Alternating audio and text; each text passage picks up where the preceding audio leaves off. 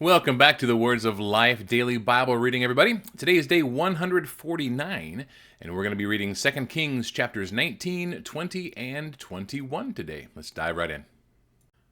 The book of 2 Kings, chapter 19.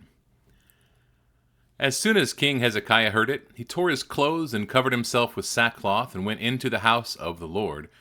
And he sent Eliakim, who was over the household, and Shebna, the secretary, and the senior priests, covered with sackcloth, to the prophet Isaiah, the son of Amos.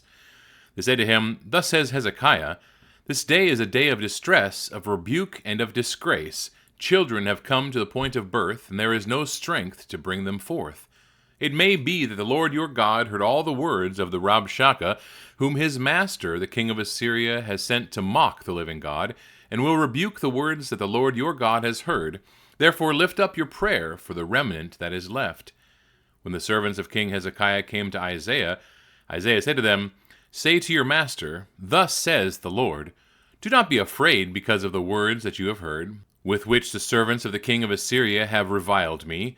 Behold, I will put a spirit in him, so that he shall hear a rumor and return to his own land, and I will make him fall by the sword in his own land. The Rabshakeh returned and found the king of Assyria fighting against Libnah, for he had heard that the king had left Lachish. Now the king heard concerning Tirhakah, king of Cush, Behold, he has set out to fight against you. So he has sent messengers again to Hezekiah, saying, Thus shall you speak to Hezekiah, king of Judah, Do not let your God, in whom you trust, deceive you, by promising that Jerusalem will not be given into the hand of the king of Assyria.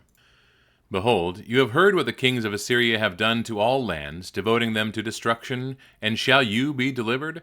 Have the gods of the nations delivered them, the nations that my fathers destroyed, Gozan, Haran, Rezeph, and the people of Eden who were in Telazar?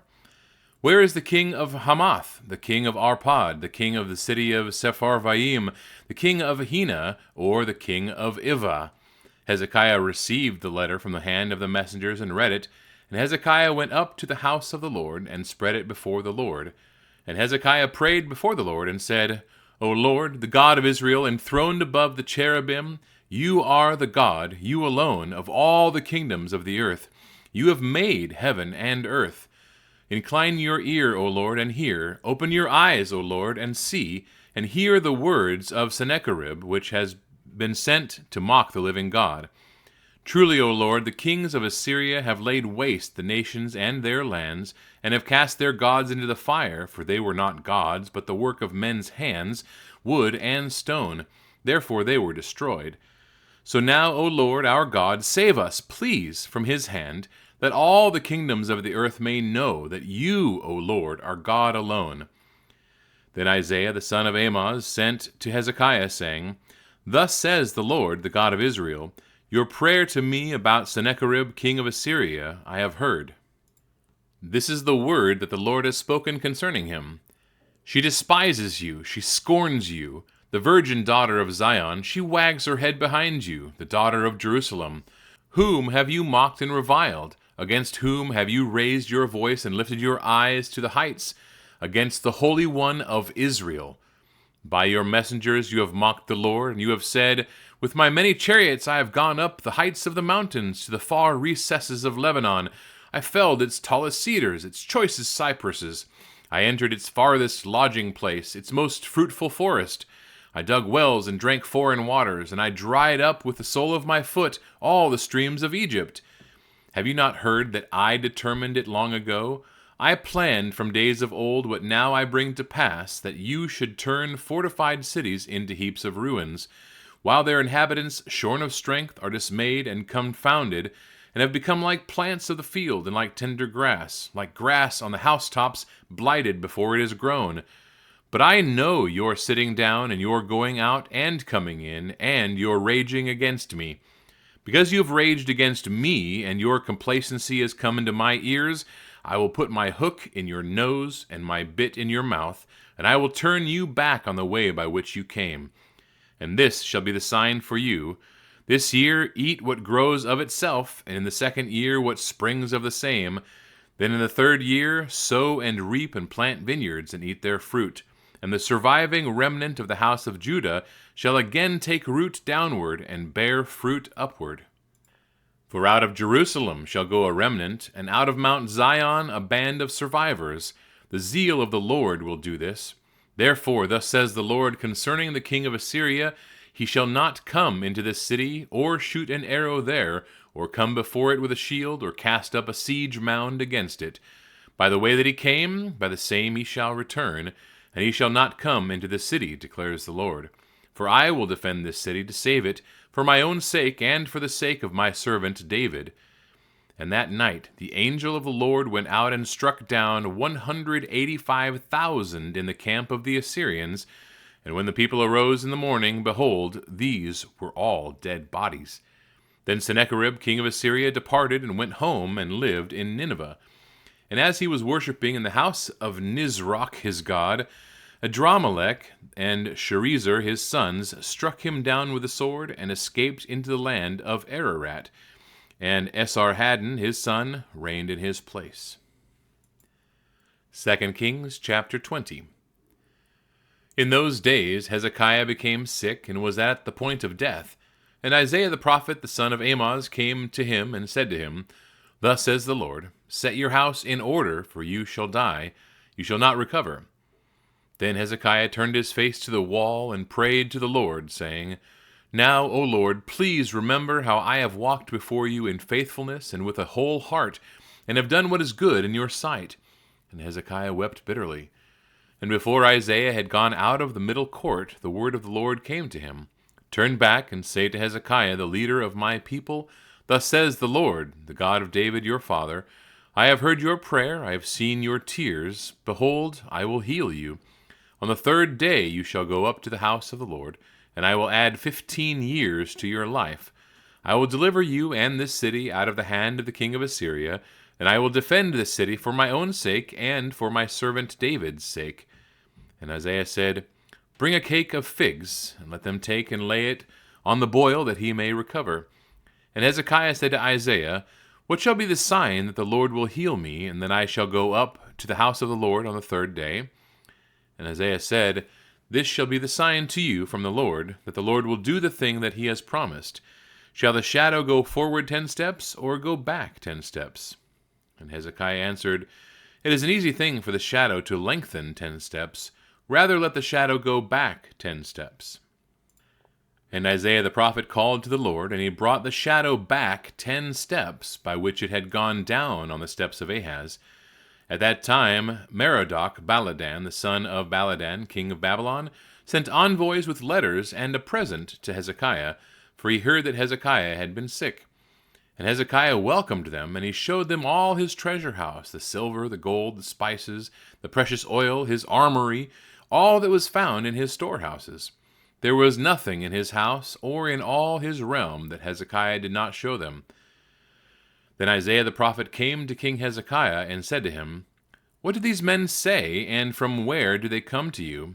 And Hezekiah said, They have come from a far country, from Babylon. He said, What have they seen in your house? And Hezekiah answered, They have seen all that is in my house. There is nothing in my storehouses that I did not show them.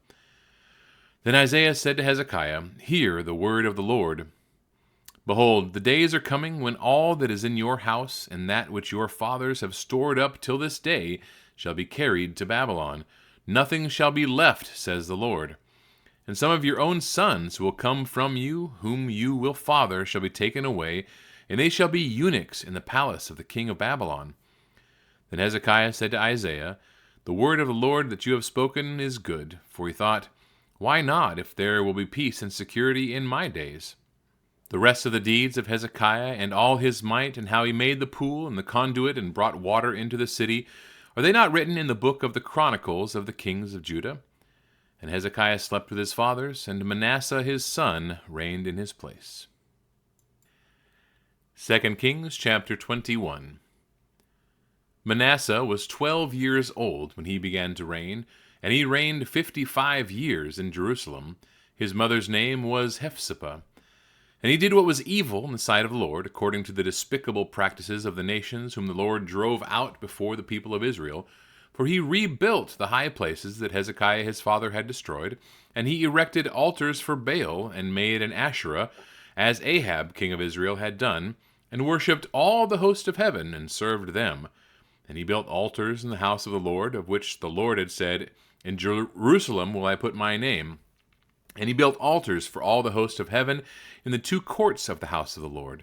And he burned his son as an offering, and used fortune-telling and omens, and dealt with mediums and with necromancers. He did much evil in the sight of the Lord, provoking him to anger. And the carved image of Asherah that he had made, he set in the house of which the Lord said to David and to Solomon his son, In this house and in Jerusalem, which I have chosen out of all the tribes of Israel, I will put my name forever.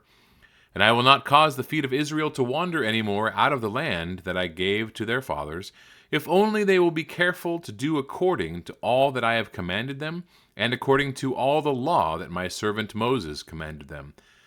But they did not listen, and Manasseh led them astray to do more evil than the nations had done, whom the Lord destroyed before the people of Israel. And the Lord said by his servants the prophets, Because Manasseh, king of Judah, has committed these abominations and has done things more evil than all that the Amorites did who were before him, and has made Judah also to sin with his idols, therefore thus says the Lord, the God of Israel, Behold, I am bringing upon Jerusalem and Judah such disaster that the ears of every one who hears of it will tingle. And I will stretch over Jerusalem the measuring line of Samaria, and the plumb line of the house of Ahab, and I will wipe Jerusalem as one wipes a dish, wiping it and turning it upside down. And I will forsake the remnant of my heritage, and give them into the hand of their enemies, and they shall become a prey and a spoil to all their enemies, because they have done what is evil in my sight, and have provoked me to anger, since the day their fathers came out of Egypt, even to this day. Moreover, Manasseh shed very much innocent blood, till he had filled Jerusalem from one end to another, besides the sin that he made Judah to sin, so that they did what was evil in the sight of the Lord. Now the rest of the acts of Manasseh, and all that he did, and the sin that he committed, are they not written in the book of the Chronicles of the kings of Judah? And Manasseh slept with his fathers, and was buried in the garden of his house, in the garden of Uzzah, and Amon his son reigned in his place. Amon was 22 years old when he began to reign, and he reigned 2 years in Jerusalem. His mother's name was Meshullemeth, the daughter of Haruz of Jotbah. And he did what was evil in the sight of the Lord, as Manasseh his father had done. He walked in all the way in which his father walked, and served the idols that his father served, and worshipped them. He abandoned the Lord, the God of his fathers, and did not walk in the way of the Lord. And the servants of Amon conspired against him, and put the king to death in his house.